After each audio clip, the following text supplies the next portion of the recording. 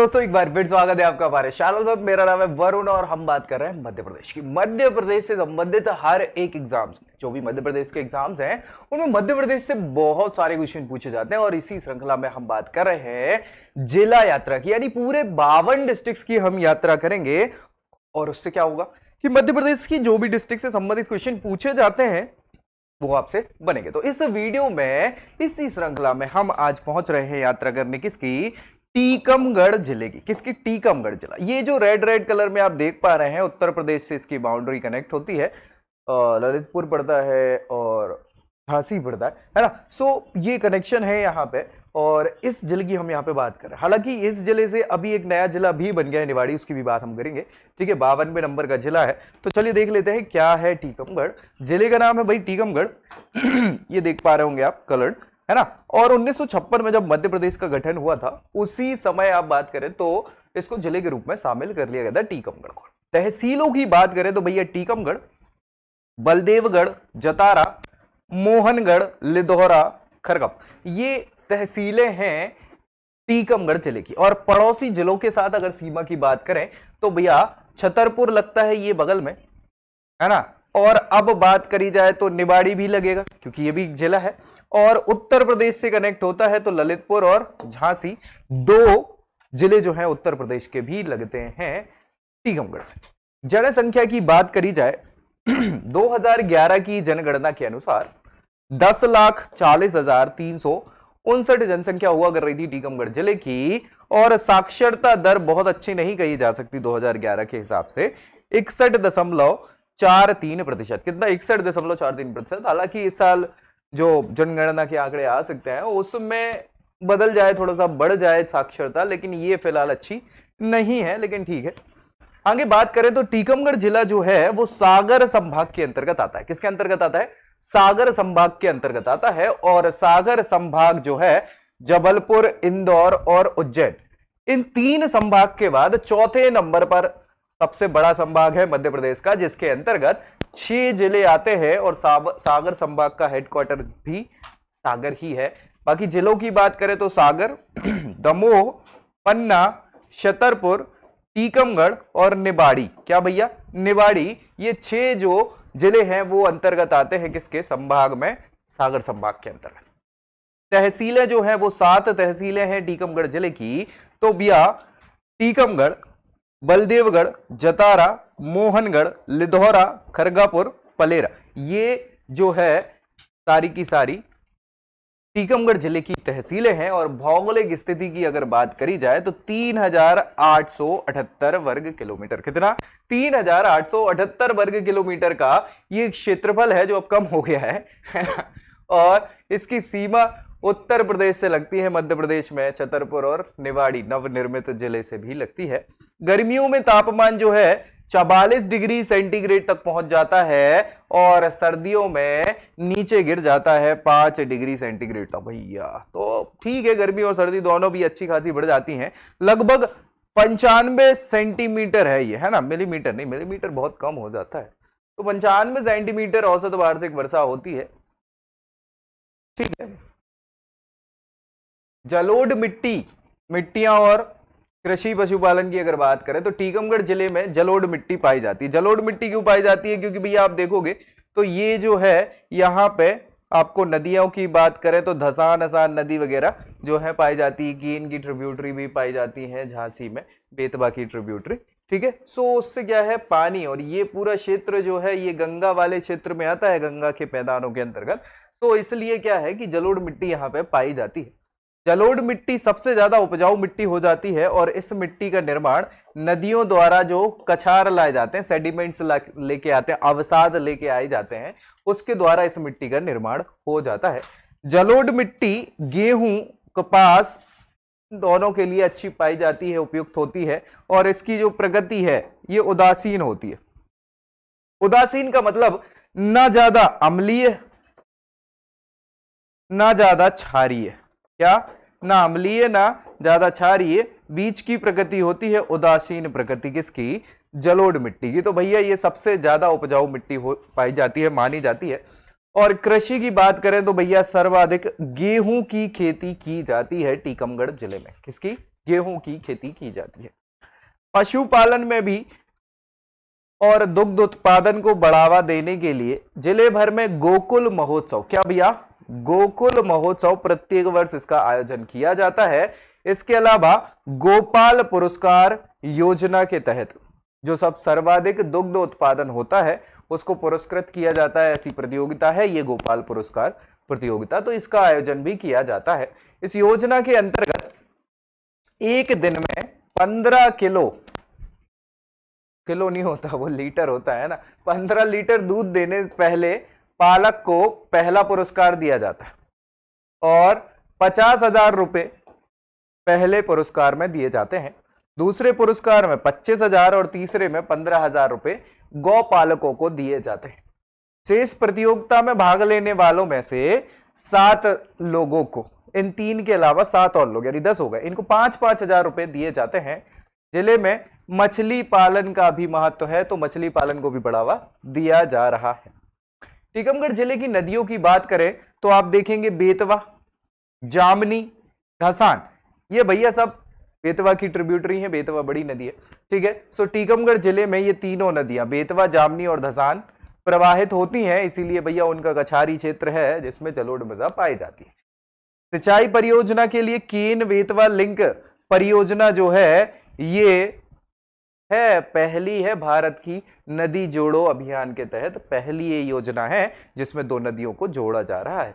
जामनी नदी पर भी जामनी नदी परियोजना बनाई गई है जो सिंचाई के लिए क्या है, जल उपलब्धता प्रदान कराती है।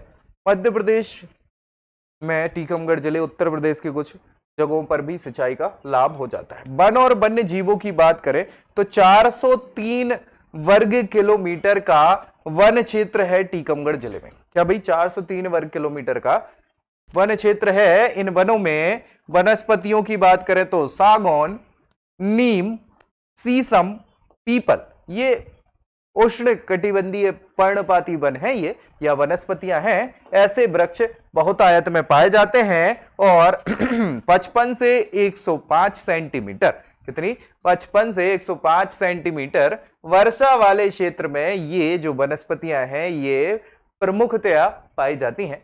पानी की कमी होने के कारण पेड़ अपने पत्तों को गिरा देते हैं, इसीलिए पर्णपाती वन इनको कहा जाता है ना। क्या कहा जाता है, पर्ण यानी होता है पत्ते, पाती यानी गिराना, तो पर्णपाती वन इसीलिए कहलाते हैं कि जब गर्मी हो जाती है, पानी की कमी पड़ जाती है तो पत्ते गिर जाते, पतझड़ का समय जब आता है। टीकमगढ़ जिले में वन्य जीवों की बात करें तो भैया बाघ हो गए, जंगली कुत्ते हो गए, चीतल हो गई, लोमड़ी, नीलगाय, हिरण और लंगूर, ये सभी वन्य जीव जो है पाए जाते हैं। राष्ट्रीय उद्यान और अभ्यारण्य की बात करें तो टीकमगढ़ वन्य जीव अभ्यारण्य है। इस अभ्यारण्य की स्थापना 1994 में करी गई थी। कब करी गई थी, 1994 में करी गई थी। बेतवा नदी के किनारे पर स्थित यह अभ्यारण्य 46 वर्ग किलोमीटर में फैला है। कितना, 46 वर्ग किलोमीटर में फैला है। टीकमगढ़ वन्य जीव अभ्यारण्य में 4 प्रजातियों के 125 गिद्ध, तो गिद्ध का संरक्षण हो रहा है और उनके घोंसलों की खोज भी की गई है। इसमें 50 तो देसी गिद्ध है, 63 श्वेत गिद्ध हैं और 9 गोबर गिद्ध हैं, साथ ही साथ 3 राय गिद्ध भी सम्मिलित है। मतलब 4 प्रजातियां हैं गिद्धों की और वैसे भी गिद्ध तो कम होते चले जा रहे हैं, सो गिद्धों का संरक्षण भी यहाँ पे देखा जा रहा है। 4 प्रजातियों के गिद्धों के घोंसले मिल गए हैं तो बहुत अच्छी बात है भैया। चलिए आगे खनिज संपदा और उद्योगों की बात करें तो पायरोफ्लाइट, पायरोफ्लाइट ये प्रमुखता से पाया जाने वाला खनिज है जो क्या है भाई, टीकमगढ़ में मिल जाता है, तो अग्रणी जिला है ये इसके उत्पादन का। साथ ही साथ पायरोफ्लाइट जो है इसका निर्यात भी पूरे भारत में किया जाता है, मतलब निर्यात जिले से है ना, अपन राज्यों में कर रहे हैं तो पूरे भारत में किया जाता है। ये पायरोफ्लाइट जो है वो एल्यूमिनियम का सिलिकेट होता है। कौन सा सिलिकेट होता है, जलीय सिलिकेट होता है, ठीक है। एल्यूमिनियम का जलीय सिलिकेट पायरोफ्लाइट कहलाता है। और सिरेमिक की जो वस्तुएं हैं उच्च क्षमता की, इनको बनाने में इसका यूज करते हैं। साथ ही विद्युत प्रतिरोधी अवरोधी वस्तुएं जो बनाते हैं ना अपन, वो कटआउट वगैरह जो बनाते हैं वो सारे पायरोफ्लाइट से बनते हैं। रिफैक्ट्री में भी इनका उपयोग किया जाता है पायरोफ्लाइट का। तो भैया ये अच्छा खासा खनिज है जो पाया जाता है टीकमगढ़ जिले में। उद्योगों की अगर बात करें टीकमगढ़ जिले में, तो भैया पीतल के उद्योग जो हैं वो यहां पर ज्यादातर पाए जाते हैं, स्थापित किए गए हैं। और पीतल संपूर्ण देश में अपनी अलग पहचान रखता है यहाँ का, टीकमगढ़ जिले का। तो भैया अच्छा है, उद्योग भी है और खनिज संपदा भी है, वन्य जीव भी है, सारी समस्याएं, मतलब यहाँ कोई दिक्कत ऐसी है नहीं, हर प्रकार से क्या है, विकसित है। लेकिन कुछ जगहों पे समस्या है, जैसे साक्षरता दर, है ना। तो जनजातियों की अगर बात करें तो सौर जनजाति, क्या भाई, सौर जनजाति जो है वह जनजाति ऐसी है कि आर्थिक और सामाजिक रूप से सबसे ज्यादा पिछड़ी जनजातियों में एक है ये सौर जनजाति। ये टीकमगढ़ जिले में पाई जाती है। ये अत्यंत पिछड़ी जनजाति मानी जाती है। 2011 की जनगणना के अनुसार मध्य प्रदेश की कुल जनजाति की 1% ही है ये सौर जनजाति। टोटल भाई मध्य प्रदेश में ऐसा बोलते हैं कि लगभग 21% जो है वो जनजाति जनसंख्या है, इसमें 1% क्या है, सौर जनजाति है। चलिए, सौर जनजाति का निवास स्थान अगर बात करें तो मध्य प्रदेश में टीकमगढ़ के अलावा निवाड़ी, छतरपुर, दमोह, पन्ना, राजगढ़, होशंगाबाद और रायसेन, ये पूरा का पूरा जो बुंदेलखंड वाला बेल्ट आप देख पा रहे हैं इस साइड का, यहां ये सौर जनजाति जो है पाई जाती है मध्य प्रदेश में। इसके अलावा सहरिया जनजाति जो मध्य प्रदेश की 5वीं सबसे बड़ी जनजाति है, यह भी टीकमगढ़ जिले में निवास करती है। इसके अलावा यह सहरिया जनजाति मुरैना, भिंड, ग्वालियर, शिवपुरी, गुना, रायसेन, इन जिलों में भी पाई जाती है। 5वीं सबसे बड़ी जनजाति है और औषधीय गुण जो है, जड़ी बूटी इत्यादि, ये इनमें पारंगत होती है सहरिया जनजाति। ठीक है, बोलियों की बात करें तो बुंदेलखंड का क्षेत्र है भैया, प्रमुखता बुंदेलखंडी या बुंदेली भाषा ही यहाँ पे बोली जाती है बोली। ठीक है, पश्चिमी हिंदी की यह बोली है मुख्य बोली। इसका विकास अपभ्रंश से हुआ है और इस बुंदेलखंडी भाषा का जो नामकरण है वो जॉर्ज गियरसन ने किया था, बुंदेलखंडी। बुंदेली भाषा मध्य प्रदेश के छतरपुर, पन्ना, दमोह, निवाड़ी, सागर, दतिया, नरसिंहपुर, इन सभी जिलों में जो है वो प्रचलित है बुंदेलखंडी। चलिए बात करें प्रमुख पर्यटन स्थलों की टीकमगढ़ जिले की, तो भैया घूमने लायक बहुत सारी चीजें हैं यहाँ पे। एक तो कुंडदेव महादेव मंदिर है, जिसको कुंडेश्वर धाम के रूप में जाना जाता है। क्या, कुंडेश्वर धाम जो है, यहाँ पे बहुत अच्छा शिव मंदिर है, महादेव का मंदिर है। सो कुंडदेव महादेव मंदिर कुंडेश्वर धाम के रूप में ये बहुत ही ज्यादा पर्यटन यहाँ पे जाते हैं पर्यटक घूमने। बलदेवगढ़ है, वहां पर किला है, तो बलदेवगढ़ का किला हो जाता है। झीलों में भी यहाँ पे झीलें हैं बड़ी बड़ी, एक तो मदन सागर झील है, ठीक है, एक तो जैन मंदिर यहाँ पे बहुत फेमस है, आहार जी जैन मंदिर है, ठीक है, खेड़ापति हनुमान मंदिर बहुत फेमस है, जानकी मंदिर है, अचरू माता का मंदिर है, गुर्जर प्रतिहार कालीन एक सूर्य मंदिर भी यहाँ पर आप जाए तो देखने योग्य है। आहार जी जैन मंदिर है, ये यहाँ पे बहुत सारे मंदिर हैं। कुंडदेव, हालांकि कुंडेश्वर धाम बोला जाता है, ये मंदिर है प्राचीन मंदिर। ऐसी मान्यता है कि हर वर्ष चावल के दाने के बराबर जो ये शिवलिंग है यहाँ का वो बड़ा होता चला जा रहा है। सो बहुत सारे लोग यहाँ पे चमत्कारिक महादेव है यहाँ पे। ठीक है, बलदेवगढ़, ये बलदेवगढ़ का किला है, आप देखें अगर तो ये भी देखने लायक है घूमने। अशरू माता का मंदिर है जहां पर बहुत सारे धार्मिक लोग जाते हैं। ठीक है, संग्रहालयों में बात करें तो कुंडेश्वर में ही स्थानीय संग्रहालय है जहां पर बहुत सारी प्राचीन प्रतिमाओं का संग्रहण किया गया है।